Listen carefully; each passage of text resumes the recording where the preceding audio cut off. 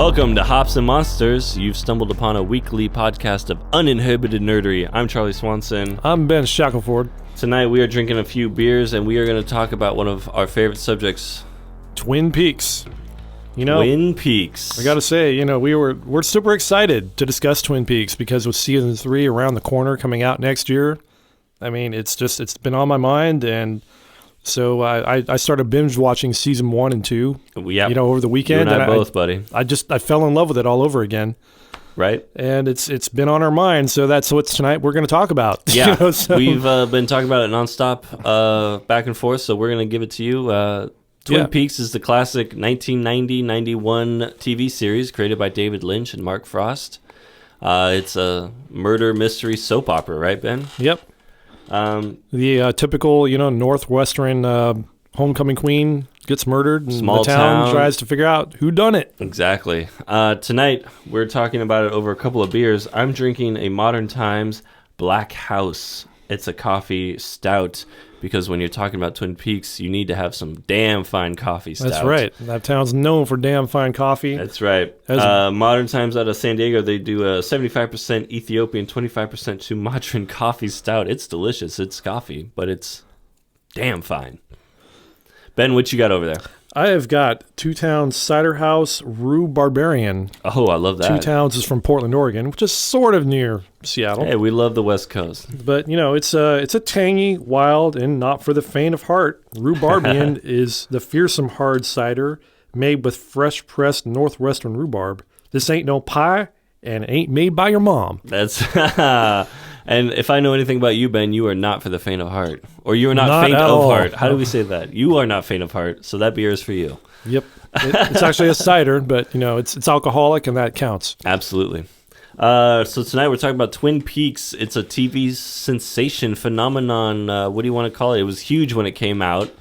Unlike anything that existed before it. Came out at a time when there was only 3 networks, and this was on ABC. Yep. The American Broadcasting Company. Who were struggling for ratings at the time, they were willing to let David Lynch do whatever he wanted. Yeah, and David Lynch, we'll talk a lot more about David Lynch in other episodes, but you know him from Eraserhead, Blue Velvet, Wild at Heart, Mulholland Drive. He's Lost Highway. He's a crazy dude, and he put all of his craziness into this show, and this, honestly, I love all his movies, but Twin Peaks is the one that I probably watch the most out of anything that he's been involved in. I like you said, you binge it, you go back to it, and you fall in love with it all over again every time you watch it, right? Yep. It's amazing, and it's a great cast of characters. It's a great mystery. It's a cool atmosphere. It's bizarre. It's funny. It's mysterious.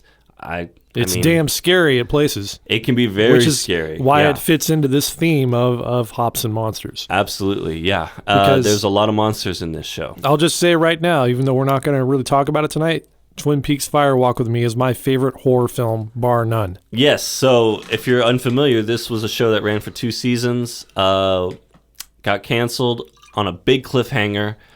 The audiences wanted to know what happened. David Lynch released a movie a year after called Fire Walk with Me. Which is a prequel. Was not an answer to their question. No, it was not what anybody expected. It got booed at Cannes, in fact. Yeah, it was pretty crazy. Especially when he won the Palme d'Or with Wild at Heart only 2 years earlier. That was his previous movie. That's kind of ironic. It's pretty funny. The funny thing here is that I had never seen Twin Peaks when it was aired on NBC.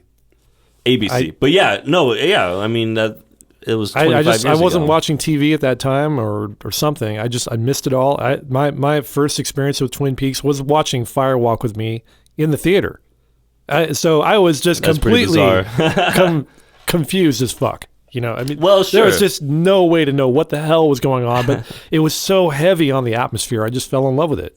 Exactly. And then the show was a little lighter, but it definitely has a lot of that same aesthetic. Went back and saw season 1, and I was like, okay, this is cool, but it's more quirky than I thought it would be, and not so heavy on the horror. Well, it had to be TV friendly. I mean, this was something that was getting pumped in.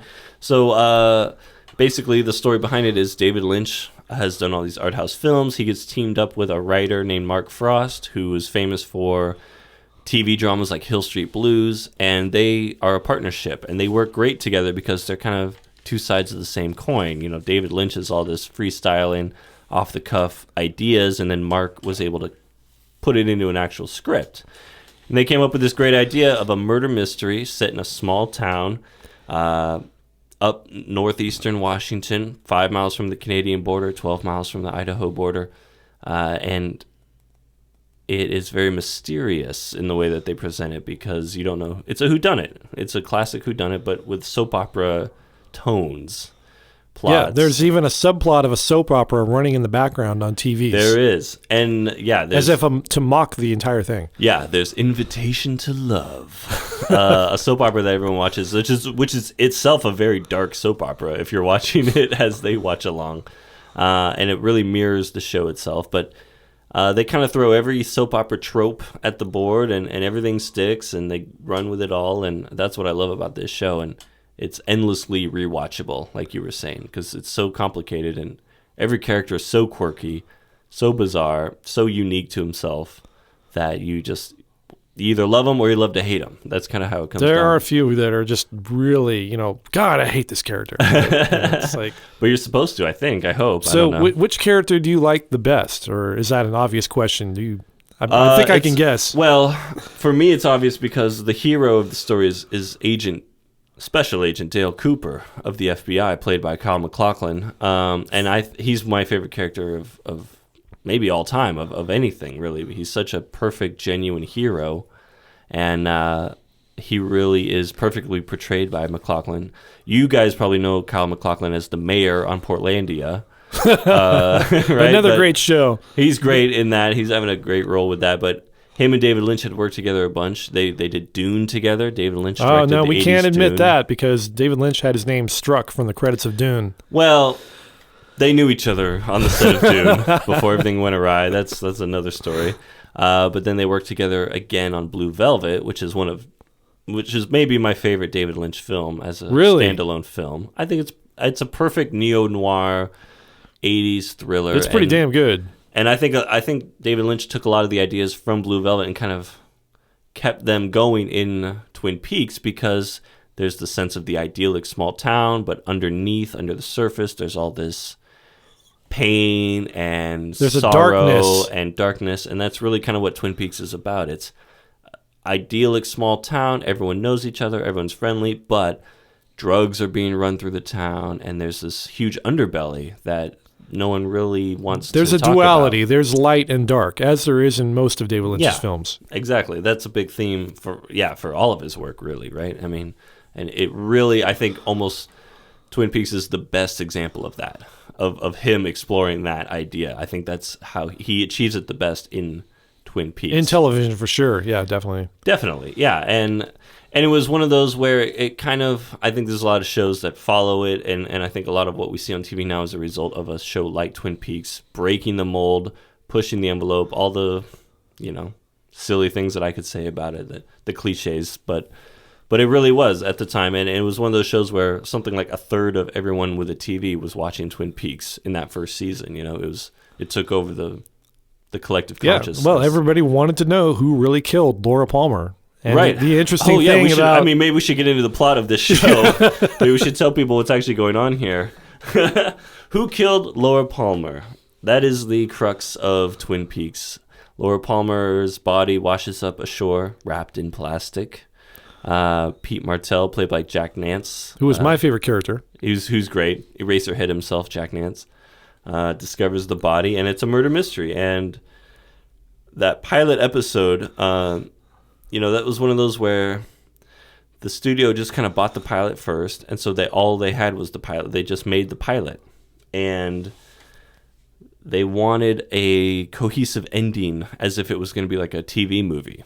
So rather than just being a cliffhanger, they wanted it wrapped up. And so it was a murder mystery that when they screened it internationally, they wrapped it up. But that international, it's a very interesting way they made it because they didn't know if they were going to get a series. So they make the pilot. Then they get a 7-episode contract. So they make those. Then they get a whole season after that. And you can see the way the story builds on itself in a way that... Yeah, and you can tell they were writing it as they were going. Right, that's exactly what I was trying to say in my stupor. Like, they were writing it as they were going, and that's why it's so imaginative. David Lynch and Mark Frost still had not decided who actually did kill Laura Palmer till way into filming. Yeah, and I don't think it was anything the cast they really and the crew had no idea either. Yeah. Nobody knew. It was not known. There was at least 3 or 4 different people that could have done it, that had motive to do it. And you don't know which one it was. And then someone from out of left field ends up being the killer. You know? Yeah, it was kind of influenced by earlier soap operas like Dallas and Who Shot JR, but it took it to a different extreme because it presented a soap opera format, but it's this total nightmare scenario. It's a dream. I feel like that show is really some sort of collective dream that this it could be. You really can't tell when someone's dreaming and when it's reality in that show. And with David Lynch, that's what you got to watch for to decipher his true meaning. Is like, okay, is this a dream or is it real? And who's dreaming? Right. So you follow the character who's dreaming. And different people are dreaming. And sometimes it's literally happening, like Agent Cooper. So in the pilot, Laura Palmer is found dead. The sheriff comes in. They do the whole thing. There's a lot of crying in the first 20 minutes of this show because it's a small town. Life has meaning. Everyone knows she was much loved by everybody. Yeah, she's the prom queen. She's the most loved popular very girl intensely, in school. let's say. She delivers Meals on Wheels. She tutors. She does, she's the poster child for everything you're supposed to have. At the same time, she's got a dark side to her, a dark past. Yeah, which you find out. Yes, she does.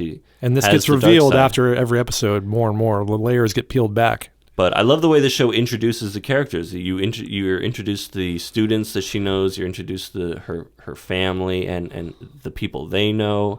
But there's a lot of crying in the first 20 minutes of this show. Well, her death affects the entire community, and it does. That's the whole basis of the story. It's a pretty heavy opening, and but then you get find Agent out there's Dale like Cooper. Multiple people obsessed with her and in love with her, and how they're all handling it. And she's killed, and then another girl from the town is missing, Ronette Pulaski, and Ronette Pulaski is found wandering out in the middle of nowhere.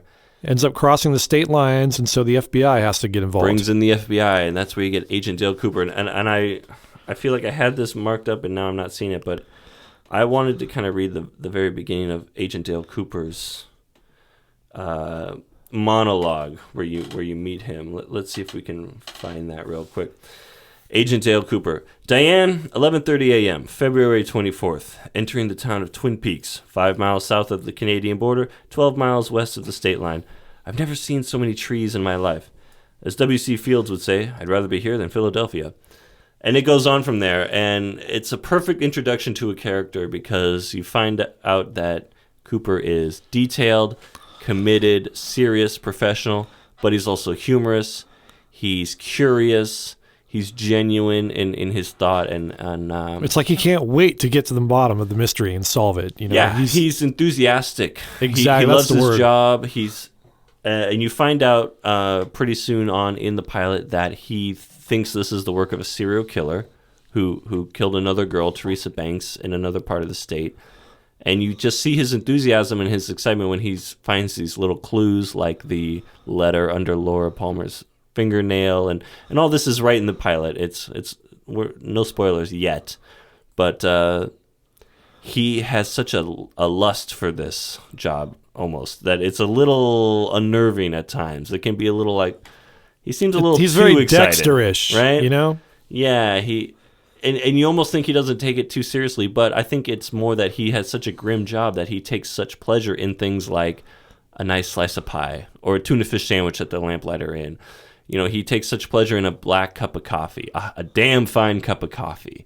And he revels in the pleasures of life because that's what keeps the demons at bay, in my opinion. I mean, that's how he deals with That's an interesting take on that. His grimness. But he's a smart guy. He's young. Kyle MacLachlan was pretty young when he played this character. Probably still in his 20s. I don't have it in front of me, but that was kind of a concern they had. I like to think of it, it's almost like if you took Jeffrey Beaumont from Blue Velvet, and after the end of that movie, he decides to enroll in the FBI Academy. Yeah, right. No, it's a total 4 years of that, he comes out of there and ends up in Twin Peaks. I mean, and the movie is almost 2 years apart from. Yeah, it almost works. That's really good because in Blue Velvet, if you don't know, Kyle MacLachlan plays this teenager who kind of takes on the role of a detective. He's sort of an amateur sleuth. Yeah, he fancies himself a sleuth and gets into big trouble. In way over his head. But yeah, he really is kind of the same. Almost childish, eager, enthusiastic, like I said, character that he is in Twin Peaks as Dale Cooper, but he's smart as hell. He's a crack shot. If you remember the scene where he's firing at the target, they're doing target practice with Andy, and they go, "Oh, you only hit him 4 times." He goes, "Well, I hit him twice between each eye and then twice in the nostrils." He's a dead eye. So, I mean, he's great at his job. That's probably how he rose through the ranks so quickly, if you think about it that way. But for me, honestly, Dale Cooper, Special Agent Dale Cooper, as played by Kyle MacLachlan, I think it's the perfect character. I think it's the perfect actor in that character. I mean, that was the role for me that he'll always be. Kyle MacLachlan will always be Agent Cooper for me. And I'm really glad he's coming back for season 3. And he'll be back. Will in the new he one. be Cooper or will he be someone else? That's the question. Ooh, spoilers.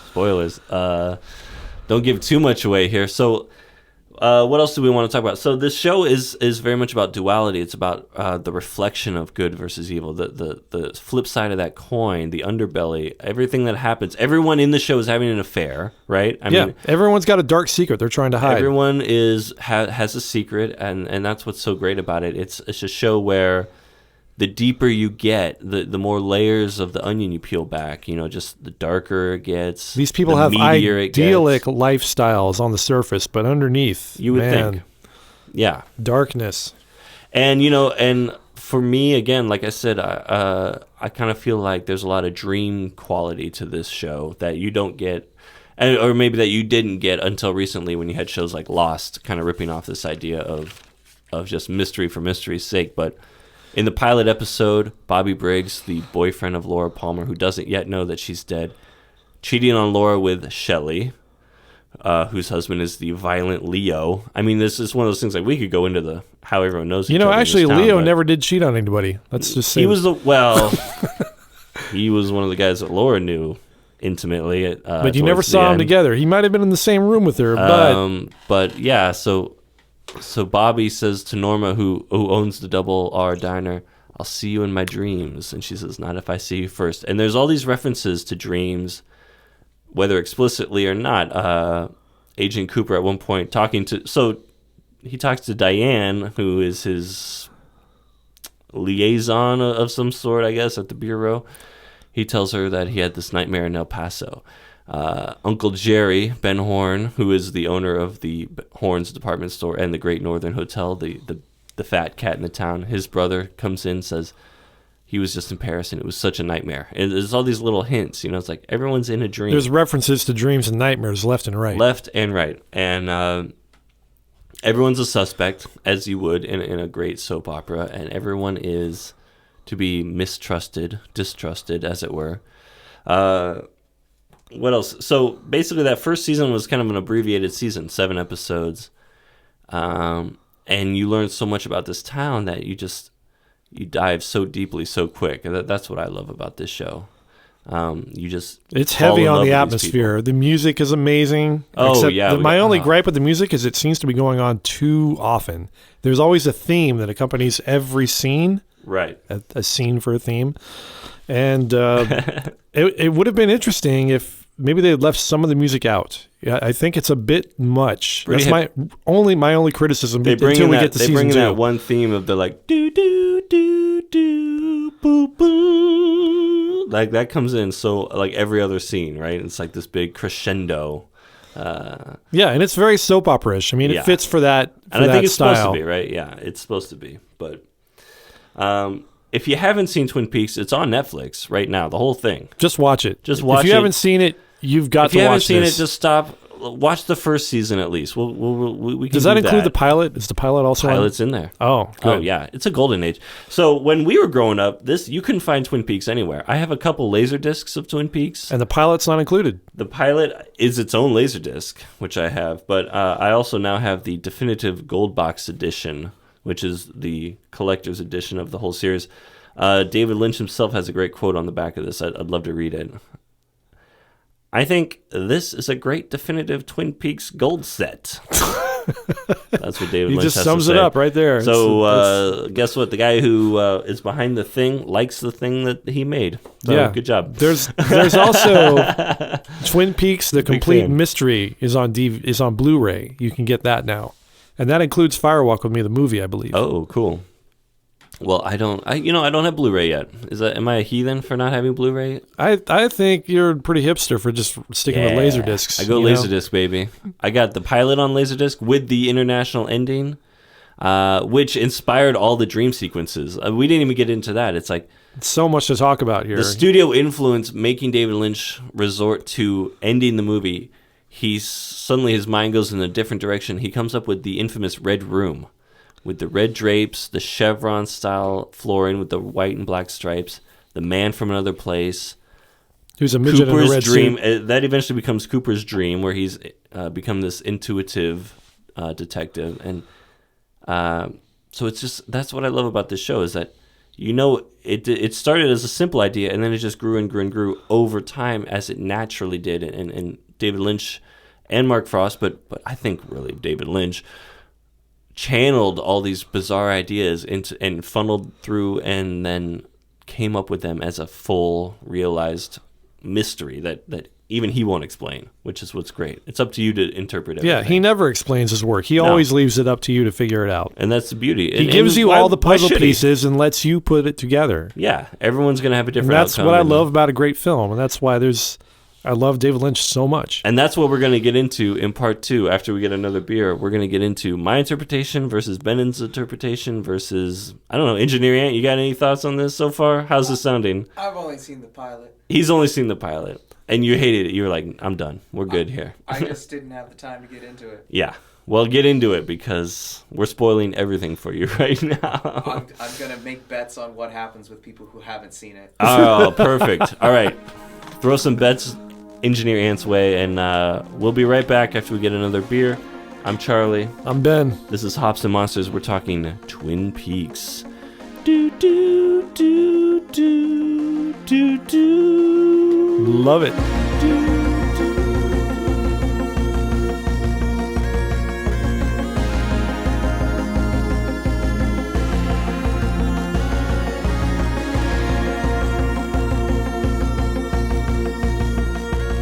All right, welcome back to Hops and Monsters, your weekly discussion of uninhibited nerdery. I'm Charlie. I'm Ben.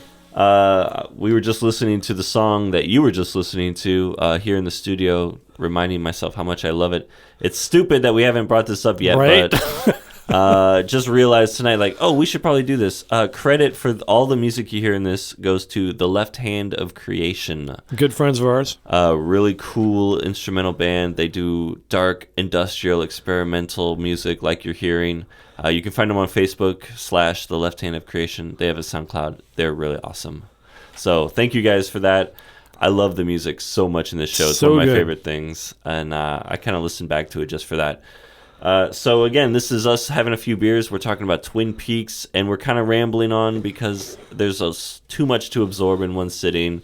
So forgive us for that. I'm currently drinking a Modern Times Black House Coffee Stout, because when you talk about Twin Peaks, you need to have some damn fine coffee. Stout, as it were. Ben, what you got? I've got Sonoma Cider Crowbar, which is a habanero lime cider. Ooh. And it's my favorite. It's my favorite beverage of all time. I love this. It's too bad that it's a limited run. They only can it during the summertime. Yeah. I would drink this year round. Well, how did you get one now? You found it somewhere? I found it at Whole Foods on the way over here. When I was looking for cherry cider, which apparently they don't make. Someone should make a cherry cider.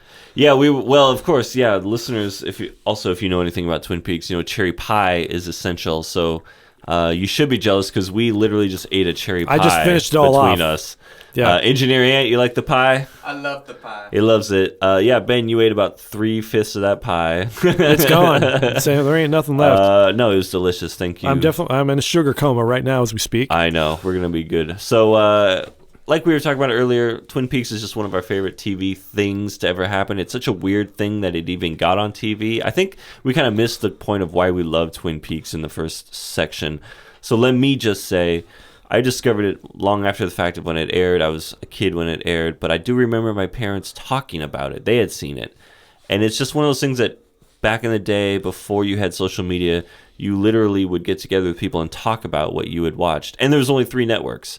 And Twin Peaks was one of those shows that everyone talked about. It brought people together. It was so weird. No one had ever done this weird dream-like break the code, solve the crime kind of an idea before, and that it's such a special show. And I'm a fan of David Lynch anyways. You are too. Absolutely. And I really do think this is one of those times where he was able to do things that I don't think anyone else could have gotten away with. Well, for the first season, the studio was not allowed to interfere. Is that right? That was part of the deal. They waited 2 years to make this, and Mark Frost, because they wanted to be able to do it on their own terms. ABC was desperate enough at the time for ratings to agree to that. And, of course, they fucked it all up in season 2 and got involved. Well, yeah, they got away from it, and apparently the studio pressured them to solve the crime. That was it. That's not what you do David Lynch when the whole show is about who done it. Her murder should never have been solved. Yeah, exactly. The cast and crew had no idea what was going to happen. So when they were filming that scene where Leland Palmer goes after Maddie, who's Laura Palmer's cousin, and you finally get... Spoiler alert here. Just stop listening now. Yeah, you guys, in the break, we told you to go watch it on Netflix, so you should have done that. That should be complete. Yeah, you should be caught up. At least the whole first 10 watch the episodes. pilot. Watch seasons 1 and 2. You should have done that before coming back. Do your homework. Jeez. Anyway, so the meaning behind, Leland, Laura's father, is possessed by Bob. Yes, and there's a lot of really true things about it as far as going into the dark side of man, the darker natures of ourselves, the pain and sorrow that everyone goes through. You don't see that stuff on TV in 1990. Oh yeah, it was unheard of to see things like violence and incest. There is no. I mean, I think there's HBO, but they're not making The Sopranos yet. They're not doing that stuff where they're really going deep. This is before the X-Files. This is before The Simpsons. Or when the Simpsons it was some starting. horrifying shit at the time. It was unheard of that you would have something like this on TV. Before, you would have something along the lines of Kojak the Night Stalker or something. And this was just... That's a good one. We should talk about that. That is a good one. But yeah, right, like people were watching MacGyver at the time. And then this thing comes on. It's kind of what Kolchak was, nighttime MacGyver. Well, yeah. I never thought of it that way. Yeah, I guess so. But so... This is one of those things where you have the sensibility about wanting to get into this deeper kind of mysterious, unsolvable kind of show. Twin Peaks is perfect for that. I think it's just one of those things where you can get so engrossed and have this freeform conversation like we're having. Maybe a little too freeform for here, but I know we wanted to do something a little different tonight as well. Oh, yeah. Yeah, I had this idea where we want to just sort of do a lightning round Q&A. Okay. Where I just...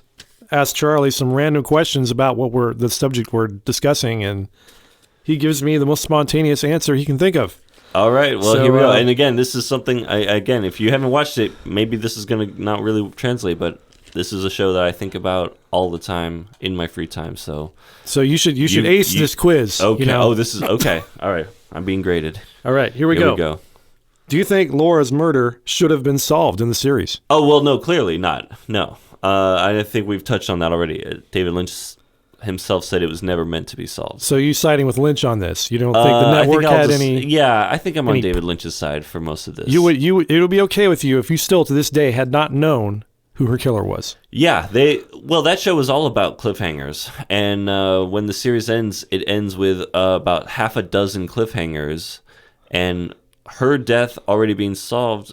I would have been fine if that was one of those cliffhangers. Yeah, absolutely. Do you feel like that gave you no reason to continue watching after you find out who killed her? It comes really soon in the series, surprisingly soon. Via network pressure. I guess so, but yeah, it's like 10 episodes in, basically, right? And it's a 30-episode show, so 2/3 of the show actually has nothing to do with Laura Palmer's murder, but that's the whole show. So it is kind of bizarre. I think they at least should have pushed. I mean, again, I brought this up earlier. A show like Lost does the same thing as Twin Peaks. It makes you wait like 9 years to find out what happens, and then it doesn't even give you an answer. So yeah, so fuck Lost. That's why I hate that show. That's why Lost sucks. But Twin Peaks, they definitely could have stretched it out a little bit, if nothing else. All right, next question. Well, so if speaking of stretching it out, yeah. Do you think season 2 is a complete steaming pile of garbage? I don't want to say it's a complete steaming pile. There's many steaming piles within season 2. At least the last half of the season. But I think, especially again after, because season 2 starts on episode 8. through 29, let's say. So, the first 8 through 10 through 12 is decent, and then it really does drop off, and characters just start showing up in random subplots, and and then it comes back strong at the end, though. That last episode is one of the great episodes of TV, where Cooper finally goes into the Red Room, the Black Lodge, as it were, the waiting room to the Black Lodge, whatever, when he faces his own doppelganger. And that whole ending to me, is maybe the best part of the whole series. It's really hard to top that. It's great. All right. Have you ever met your own shadow self? Your own doppelganger? That's not really a question about the show, but I don't think so. I feel like I get told I look like people a lot, but maybe it's just because I'm a guy with a beard and everyone looks the same when they have a beard. But no, I don't think we've ever met, me and my doppelganger. If you're out there, subscribe, rate us on iTunes. No. Was it David Lynch that got you to start meditating? I don't meditate. Never meditated. David Lynch does this transcendental meditation. Sorry, that was a question for me. Never mind. Yeah. Did he get you to start meditating? Oh, I don't want to turn the tables on you here. I do meditate, and I've wanted. He's definitely an inspiration for that, but I didn't start meditating. You know what? David Lynch has a great book about meditation. He does transcendental meditation I believe it's called Catching the Big Fish. I've heard of that. It's a great read. You got to go read it. It really it's not something I've taken to the next level. I'll add that to my Amazon wish list. If you're curious, that's a great book. Okay, here's one. Yep. Are the owls really what they seem? Ooh, but is anything really what it seems? That's kind of the question of the whole show, right? The owls are certainly not what they seem. I think that's a loaded question, but no. I feel like we'll get into more of the mythos of the show when we talk about Firewalk with Me, when they really get into it, but no, nothing is what it seems. The owls aren't what they seem. The people aren't what they seem. That's a good point. Yeah. I think that's the one thing about Agent Cooper is he is what he seems. And if you notice in those Red Room scenes, when everyone else is talking backwards, he is talking normally. And I think that's a big distinction because they all have that weird warped sound, and he just says, but that is Laura Palmer. And he's the one who the camera catches purely without manipulation. So is he dreaming that he's in the Red Room? Yeah, I think that's specifically in the dream, but I just think Or is he in someone else's dream who's dreaming of the Red Room? Oh boy. Time moves differently there, and that's why the speech sounds all reversed. The Red Room is an alternate place that's out in the woods. It's kind of like the another waiting dimension. room to the Black Lodge. Yeah. It's every all spirit has to pass through there on its way to perfection. At that point, but I just think the owls are not what they seem, but no one else is either. So, in the waiting room, when Laura says to Agent Cooper, kind of mumbles backwards, in subtitles, "See you in 25 years." Coincidence? Coincidence that they're making the new one? Probably. Yeah. That's a loaded question. They almost got it in 25 years. I think it'll be 26 years by the time it airs in 2017. But it was going to be 25 years, except that David Lynch got into a dispute with Showtime. It took him a little over while. Creative control once again, and walked off the set until they caved into his terms. Good for you, David. Thank you, David. Because now don't let him it's gonna fuck be it up good. a third time. No, the thing that's really exciting about this new season coming up is that all the episodes are directed by David Lynch. He had a hand in and writing them co-written all. by Mark Frost. Yeah, and I think David Lynch directed 6 episodes of the show in total, and those are by far the best episodes. I mean, he just has that next level eye for atmosphere and talent, and he has that talent that sets him apart, and that's why the new season is going to be so good, because it will all be from that point of view, that talent. Let's just all pray it's not Arrested Development season 4. No, it won't be. Well, if you they took something great and just turned it into a pile of shit. No, that the thing I'm worried about is that he might take it to quite an extreme, because if you've seen Inland Empire, there's not a scene in that movie that makes sense. It's great. It's visually It doesn't cool. make sense now, but, who knew what the hell Twin Peaks was trying to say back in 1990 when it came out? I guess so. It's only now, after 20 years of speculation and various books being put out on theories and countless YouTube videos. The one thing that David Lynch has is that you have to break the code.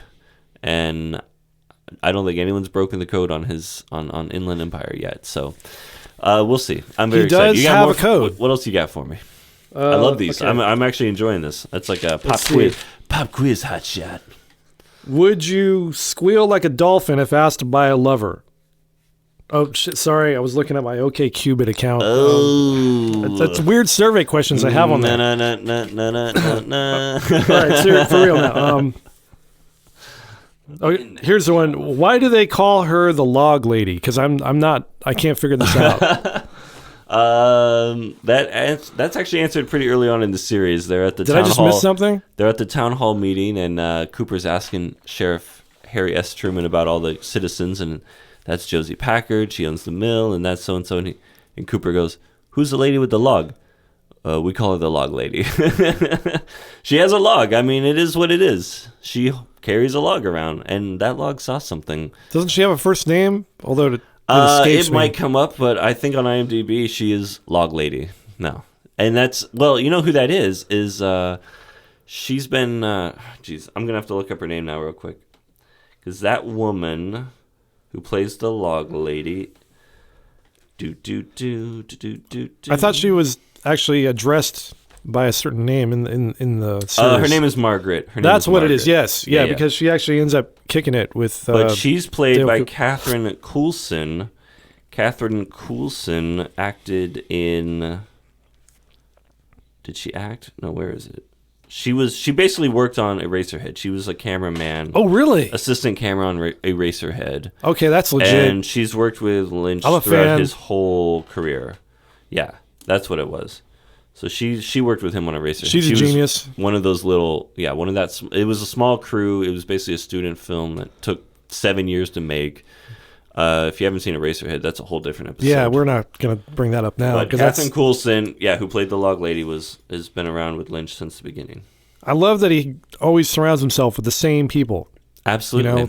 Project after project. He knows what works, and if you have someone like Kyle MacLachlan who's a genius at what he does, and you know exactly how to use him, I mean, that's what's so perfect. He figured out Kyle real early on with Dune, I think, as just the most genuine hero. That was not directed by David Lynch. It was by Alan Smithy. Well, whatever. we know what's up. But like we were saying with Blue Velvet and Twin Peaks, that he just knows exactly how to work them. Anyways, are there more questions? I'm enjoying this. Why did David Lynch kill off Audrey Horne and Pete Martell, rather? You don't know that. It was a cliffhanger. You don't know. I mean, they were in a building that blew up. Yes. Why did he have to kill off the hottest chick on the show? Why did he have to do all of that at the end? That last 10 minutes of the episode, that is the last episode of the series. I guess they were trying to get a season 3, but was he just pissed off at the studio and he's like, "Oh, you're not going to give me season 3, so I'm going to kill off every character and make everyone else go insane like some H.P. Lovecraft novel"? Is that what you're telling me? That's the best we can hope for, is dead or insane. They kind of did the same thing in season 1. They had all the... I mean, it's a soap opera. You have all the cliffhangers at the end. It's a soap opera. Isn't there anyone that comes out of season 2 with unscathed? Everyone gets fucked up. Nothing bad ever happens. What? She finds out Ben Horne's her dad. That's got to be traumatic. Oh, that's... Well, okay, the richest guy in town is your dad, I guess. Whatever. That's tough. Did you see that? You got it. I mean, and the old dude, her dad, the doctor, sure, knocks out Ben Horne against the family fireplace. Yeah, not good for Ben. Ben looks like he's dead on the floor, and Donna's in tears, and Doc Donna. Hayward's like, "What have I done?" It's just tragedy all around, man. No, that whole last episode is just like. Maybe they knew they were going to be canceled, so they just threw everything against. So David Lynch is like giving a big fuck you to the studio. If you're going to cancel us, I'm going to kill off all the characters. Good luck reviving this franchise, bitches. The big middle finger was when the movie was not a continuation of that story, when he didn't answer any of those questions. He It's his vision. I can't tell you what David Lynch was thinking, and he God won't damn, either. this crowbar gets me all fired up. I apologize, everybody. That's all right. It's a habanero. Habanero lime cider, you all. Habanero. No, it's got a good kick. I tried it earlier. It's spicy. A spicy beer. It's the best spicy margarita I've ever had. You were giving me grief about my chelada last week, and now you're drinking this habanero cider. I could not stomach that chelada. Let's put that on record. Like, oh, I can't drink a chelada. Here's a habanero cider that I'm drinking. How's your stomach doing? All right, any more questions? I love this. I hope there's more. There's so many questions about Twin Peaks. I mean, there's so much. Okay, I'm starting to run out of questions, Okay. but, I think, stop me if I've already said this one. Will season 3 give us more answers or more questions? Oh, definitely more questions. I mean, there might be some brief answers, but I don't know. I'm really excited. Again, we were talking about the fact that David Lynch and Mark Frost really are in charge of it. That's what really gives me the hope. That's what really makes me excited about it, because it's like because they don't like answering questions. No, because the whole reason why season 2 suffered is they were not involved. David Lynch was making and the studio was forcing other directors and writers Mark to answer Frost the questions. Doing something else. They just basically hired some room of guys to do a thing, and those guys did pretty good. Well, David Lynch was busy making his new film Wild at Heart at the time. Yeah, that's what I literally just said that. Oh, habanero. No, I mean that's why season 2 is not as good, is because those guys aren't in charge of it until David comes back at the end and has that last episode that's genius. I mean, he was forced to do that last episode. It's crazy how night and day that show is when you really see the creative forces are running the show and then they're not. You know what I mean? It's that simple. It's pretty obvious when the creative forces are running it and when they're not. Yeah, and I mean, what made a show... The quality takes a nosedive. What made a show like X-Files so brilliant is that like Chris Carter really got to do his thing. What makes shows today that are so brilliant is because you give these people the creative freedom to do what they want to do, and then that's why Netflix is so genius right now, because they just say, okay, do what you do, and it's usually good. I don't know, I mean, trust the guys who do what they do best, and that's what. Okay, I got a question now. Then, okay, here we go. Should David Lynch direct an episode of Black Mirror? Yeah, absolutely. I think he'd fit right in with Black Mirror for sure. Do you think he could do something in season 4 that would just wreck shop? Did I hear? I think Jodie Foster's doing an episode of Black Mirror. So directing? Yeah, I think they're getting some celebrity directors. The show is so good. They should. If you haven't seen that show, I mean, say what you want about Stranger Things. It's a great show. Black Mirror's better. Yeah. Mic drop. Okay. Yeah. And I guess that's all we have time for today, folks. Ben has dropped the mic. Black Mirror is great. No, Twin Peaks beats them all, though. And I'm more excited about Twin Peaks coming back than I have been about anything in the last several years. So, yeah, we got a couple of minutes. If you got anything else? Otherwise, we can just tell everyone again to go see this show. It's on Netflix. It's really entertaining. I love the quirkiness of it. I love characters like Nadine with the eye patch, or the one-armed man. She doesn't seem very realistic, though. No, but she's funny. She's dating Mike, who's in high school. I mean, could you get away with that in this day and age? I think that would be a little... Again, another trend in David Lynch projects, people get bumps on the heads, and that changes who they are. She got a bump on the head, Nadine. No, dating there's a high so many school of student. those characters in this show that it has these really intense moments. Like, there's moments in the show that just chill you, and they're really intense. And then there's these moments that are lighthearted and they take you out of that. It's a perfect mix of that. That's why the show works so well 25, 26 years later. My opinion. It does seem very timeless. Mic drop. Boom. Next episode, we talk about Twin Peaks. We'll post that a little later. We're going to talk about the movie Fire Walk with Me, which is a completely different reality, in my opinion. And it's a prequel. It's the last 7 days of Laura's life before Laura she Palmer. dies. It's Laura Palmer before she passes on, and it's a very underrated it's a different film. Beast. So Ben loves it. I'm gonna then post to you a bunch of questions. I'm gonna write down a whole notebook of like, why is this happening? Who is this guy? What's going on? I'm coming to school prepared. You better do some homework, son, because pop quiz coming your way next time. I'm Charlie. I'm Ben. We are Hops and Monsters. We are on Facebook. We are on Twitter. We have a Gmail, hopsandmonsters@gmail.com. We're drinking beers. And ciders, hard ciders. And ciders. This kid over here with the ciders. Drop us a line, and we'll see you next week. Have a good night. The owls are not what they seem.